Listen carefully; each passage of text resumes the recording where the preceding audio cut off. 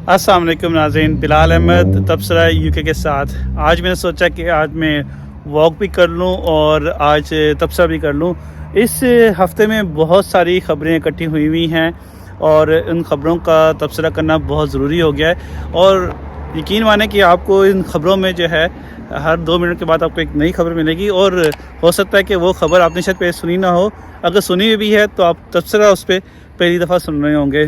तो मैं पहले बात कर लेता हूँ बरतानिया में कोविड के हवाले से। अभी कोविड के हवाले से नई अपडेट जो है गवर्नमेंट ऑफ इंग्लैंड ने दी है और उसमें उन्होंने बताया कि जो कोविड का एक नया वेरिएंट जो है वो आजकल बड़ी तेज़ी से बढ़ रहा है।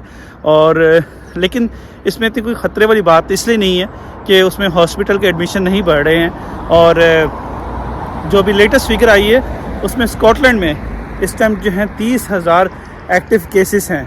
30,000 जो हैं एक्टिव केसेस हैं, जो कि अलार्मिंग है। और अगर उसकी आबादी के हिसाब से देखा जाए कोविड की स्कॉटलैंड में, तो उसमें हर 18 बंदों में से एक बंदे को कोविड है। और अगर इसको कंपेयर किया जाए इंग्लैंड से, तो इंग्लैंड में इस टाइम पे हर 25 में से एक बंदे को कोविड है। लेकिन अब बात कर लेते हैं यूके में फ्यूल प्राइसेस की। बहुत महंगा हो गया है फ्यूल। लेकिन जो फ्यूल महंगा होने की वजह जो है वो तो रशिया यूक्रेन वॉर है। और लेकिन इस पे पाकिस्तान में भी फ्यूल महंगा होता है, पूरी दुनिया में फ्यूल महंगा होता है। अब मैं अपने रिश्तेदारों से बात कर रहा था कि वो बता रहे थे कि जो टैंक $30 का अमेरिका में फुल होता था, अब वो वहाँ पर $60 में फुल होता है। तकरीबन प्राइस जो है डबल हो गई है। और बरतानिया में भी यही है। बरतानिया में इस टाइम जो फ्यूल की प्राइस है, वहाँ जहाँ ये 1 पाउंड 30 पेंस का मिलता था, 25 पेंस का मिलता था, अब वो तकरीबन 1 पाउंड और 80 पेंस तक हो गया है।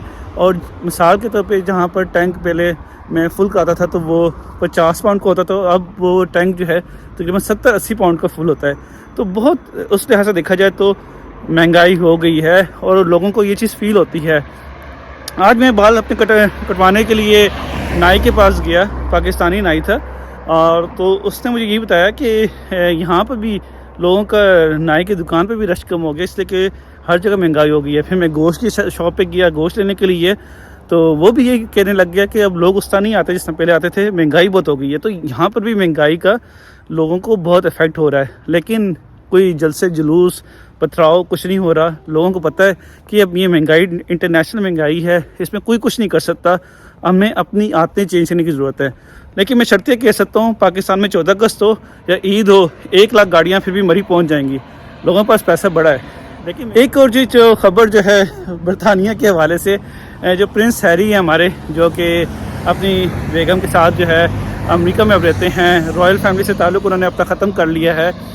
उन्होंने अपने जो क्वीन के जो मियाँ हैं, अपने ग्रैंडफादर की उसकी सेरेमनी के लिए यूके आना था, लेकिन सिर्फ 15 मिनट के नोटिस पे उन्होंने अपना विज़िट जो है यूके का कैंसिल कर दिया। कि ये आपको बात बहुत छोटी और मामूली लग रही होगी, ये बहुत बड़ी बात है। प्रिंस हैरी जो है रॉयल फैमिली का हिस्सा हैं, अभी भी हैं, और उनको इस तकरीब में शिरकत करनी थी, लेकिन वो नहीं आए हैं। और जो इस हवाले से बात की जा रही है वो ये की जा रही है कि वो इसलिए नहीं आए हैं, उनको सिक्योरिटी का जो वो डिमांड कर रहे थे, पुलिस की सिक्योरिटी डिमांड कर रहे थे, वो प्रोटोकॉल मांग रहे थे। वो कहते कि मुझे पूरा प्रोटोकॉल मिलना चाहिए, वो यहाँ की गवर्नमेंट उनको दे नहीं रही थी। देखें, रॉयल फैमिली का वो बंदा है, रॉयल इवेंट के लिए भी आना है, लेकिन वो चाह ये रहा था कि उसको फुल टाइम सिक्योरिटी जो है वो पुलिस की उसको मिले, जो कि यहाँ की गवर्नमेंट ने रिफ्यूज़ कर दिया।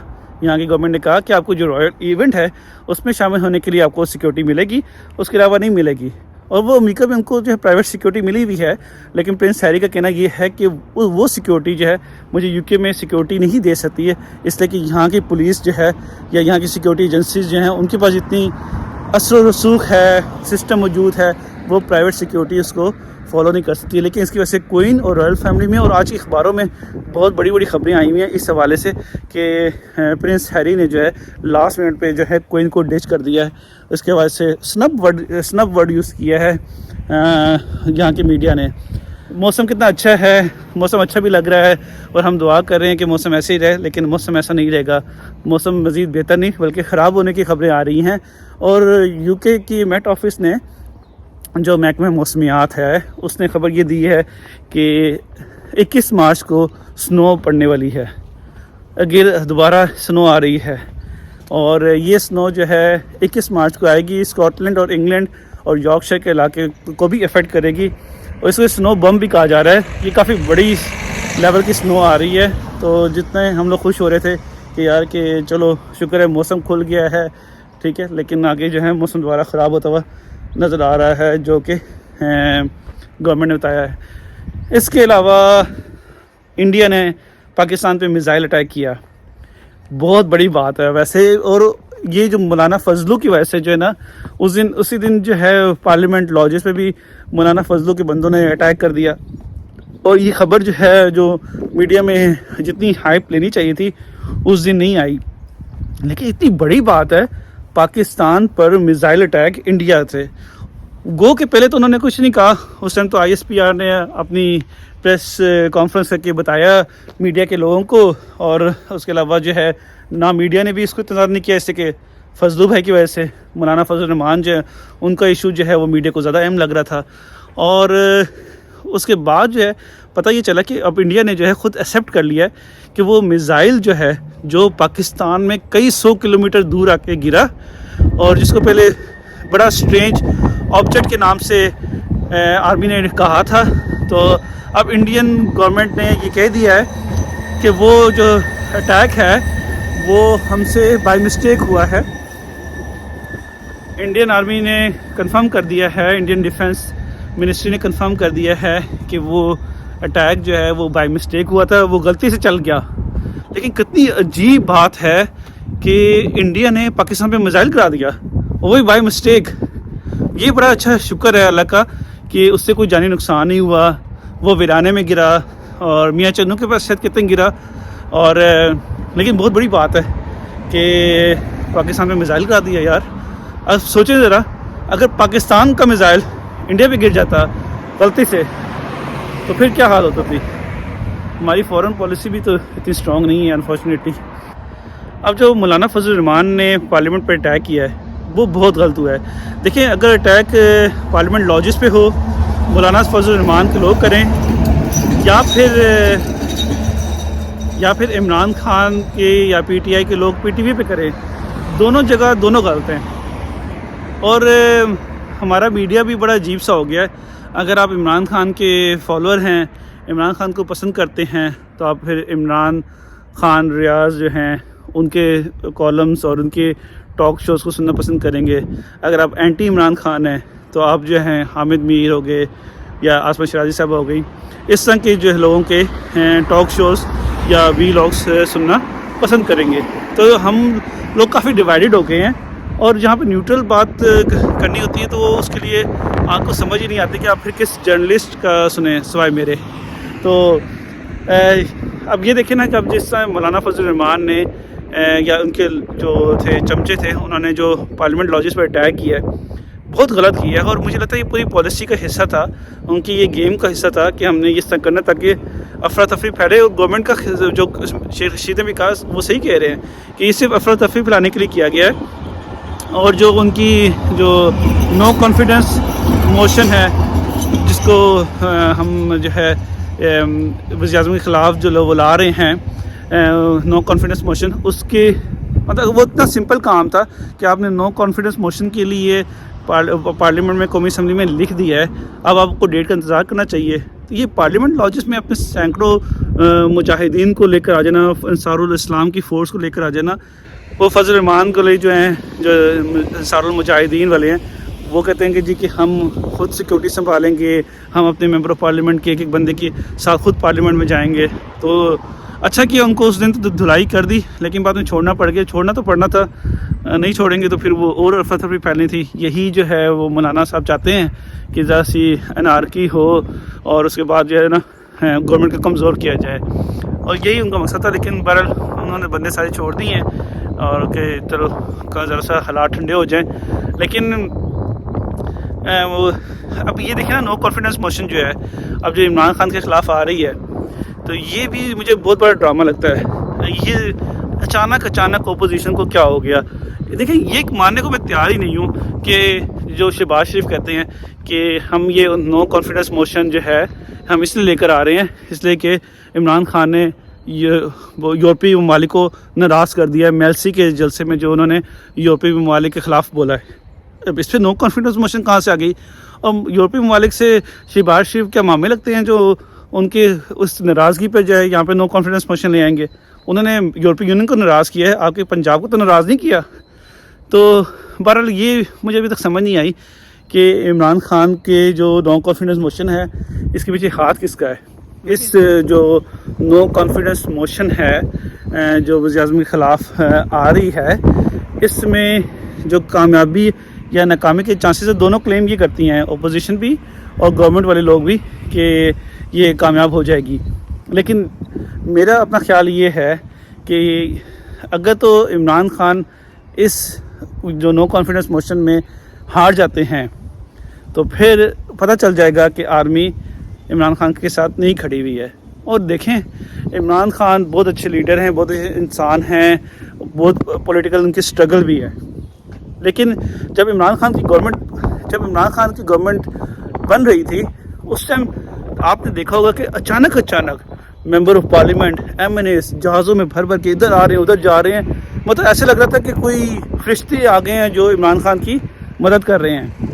اس سے وہ فرشتے تو نہیں تھے، لگ ہی رہا تھا کہ اسٹیبلشمنٹ ان کی ہیلپ کر رہی ہے. پیچھے بیک گراؤنڈ میں جو ہے اسٹیبلشمنٹ جو ہے وہ چاہ رہی ہے کہ عمران خان وزیر اعظم بنے. اور عمران خان کے اس ٹائم کے جو دوست تھے، علیم خان، جہانگیر خان ترین، یہ سارے لوگ جو ہیں وہ جو ہے عمران خان کی ہیلپ کر رہے تھے. اور اس ٹائم مجھے بھی یہ لگ رہا تھا کہ یہ عمران خان کی ہیلپ اس لیے کر رہے ہیں کہ وہ PTI کے جو ہیں کارکن ہیں اور وہ عمران خان کے فالوور ہیں. لیکن لگتا یہ ہے کہ وہ چکر نہیں تھا. جیسے جیسے جو ہے اسٹیبلشمنٹ جو ہے عمران خان سے ہاتھ ہٹا رہی ہے، ایسا لگ رہا ہے کہ یہی جو فرشتے بن کے MNAs آئے تھے، یہ سارے آپ آہستہ جو ہیں PMLN اور PTI میں پیپلز پارٹی میں واپس جا رہے ہیں. اور جو ہمیں نظر آ رہا ہے آہستہ لیکن میرا خیال ہے کہ یہ جو نو کانفیڈنس موشن ہے، جب آئے گی اسمبلی میں، جس دن پیش ہوگی اور جو رزلٹ آئے گا اس سے پتہ چلے گا کہ حالات کدھر جاتے ہیں. لیکن یہ بات تو طے ہے کہ اگر عمران خان وزیر اعظم نہ رہے تو انہوں نے پھر بہت ٹف ٹائم دینا ہے، انہوں نے اگلی گورنمنٹ کو بھی چلنے نہیں دینا. اور جو ان کی بھی ٹون لگ رہی ہے، جس طرح انہوں نے دیکھیں ابھی انہوں نے ریسنٹلی جو ہے جلسہ کیا خیبر پختونخوا میں، اور انہوں نے اس میں وغیرہ ذکر کیا کہ جنرل باجوہ نے مجھے کہا ہے کہ فضلو نہ بولا کرو مولانا فضل الرحمان کو. تو دیکھیں یہ بڑا مجھے آکورڈ لگا کہ ایک سٹنگ پرائم منسٹر، ایک جنرل باجوہ جو sitting chief of army staff ہے، ان سے آپس کی جو دونوں کی کنورسیشن ہے اس کو جلسے میں بات کر رہے ہیں. تو مجھے سے لگتا یہ ہے کہ کسی نہ کسی حد تک عمران خان کو آئیڈیا ہے کہ مجھے جو ہے دونوں طرح کھیلنا ہے، اگریسو بھی ہو کے کھیلنا ہے، تاکہ میں یہ میسیج دے سکوں کہ میرے ساتھ عوام ہے، اور اگر میں پرائم منسٹر نہ رہا تو میں ٹف ٹائم دوں گا. میرا خیال ہے اس کا فائدہ عمران خان کو بھی ہوگا. عمران خان کو فائدہ اس لیے ہوگا کہ لوگوں کو سینٹیمنٹس ملیں گے عمران خان کو لوگوں سے، اور یہ آگے الیکشن میں آنے میں ان کو ہیلپ کرے گا. اور ان کے عمران خان کے پاس یہ ایکسکیوز بھی ہوگا کہ دیکھیں مجھے تو کام کرنے نہیں دیا، اس لیے میں کچھ کر نہیں سکتا. ہماری جو ایک مشہور TV کرکٹ کی پریزنٹر ہیں زینب عباس، جن کی کچھ عرصہ پہلے شادی ہوئی، پھر بیٹا بھی ہوا، اب وہ ایک پہلی پاکستانی پریزنٹر بن گئی ہیں جن کو اسکائی نیوز نے ہائر کر لیا ہے.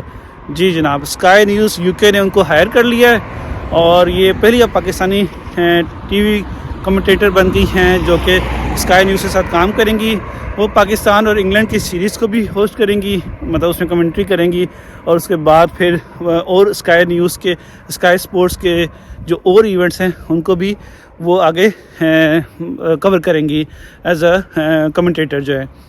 اچھا، اب ہم بات کر لیتے ہیں پاکستان اور آسٹریلیا کی جو ابھی سیریز چل رہی ہے. اس کا پہلا ٹیسٹ میچ پنڈی میں ختم ہو گیا ہے اور دوسرا کراچی میں شروع ہو رہا ہے، اور بڑی ڈس اپوائنٹمنٹ ہوئی ہے اس کی، مجھے بھی خاص طور پہ، کہ جس طرح پچ بنی ہے پنڈی کے اسٹیڈیم بنی تھی وہ لوگ خوش نہیں ہوئے.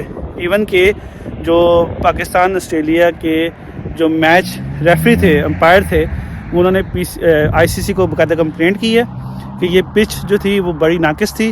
اس پہ بیٹسمین کے لیے تو سب کچھ تھا کھیلنے کے لیے، لیکن بالر کے لیے کچھ نہیں تھا، کچھ سوئنگ نہیں ہو رہی تھی. اور اس کے بعد جو ہے ICC نے ہمیں جو ہے ایک نیگیٹو نوٹ دیا ہے. پاکستان کو نیگیٹو نوٹ ملا ہے, 1 نیگیٹو نوٹ ہے ملا ہے.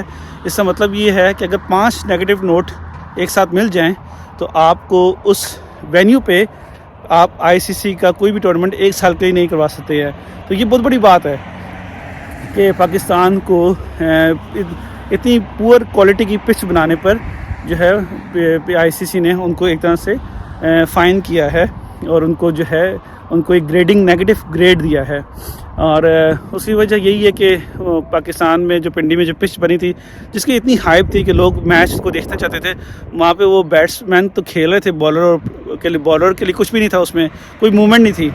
تو اب دیکھتے ہیں کہ کراچی کا جو ہے وہ کیسا رہتا ہے میچ, اور وہاں پہ بھی آڈینس جو کراؤڈ ہے وہ کس طرح آتا ہے, اور دیکھتے ہیں کہ اب آگے کیسے میچ چلتے ہیں. تو یہ تھی آج کی میری تبصرہ واک, اور بہت سارے ایشوز میں نے ذکر کر لی ہیں, ڈسکس کر لی ہیں. اگر آپ کے ذہن میں کوئی چیز کمنٹ ہے, آپ سمجھتے ہیں کہ مجھے ڈسکس کرنی چاہیے تھی یا نہیں کرنی چاہیے تھی, تو آپ مجھے بتا سکتے ہیں. مجھے فیس بک پہ میسیج کر سکتے ہیں, یوٹیوب پہ کمنٹ کر سکتے ہیں, یا پھر مجھے ٹک ٹاک پہ کمنٹ کر سکتے ہیں. So thank you for watching this week تبصرہ ایپیسوڈ. تھینک یو, السلام علیکم.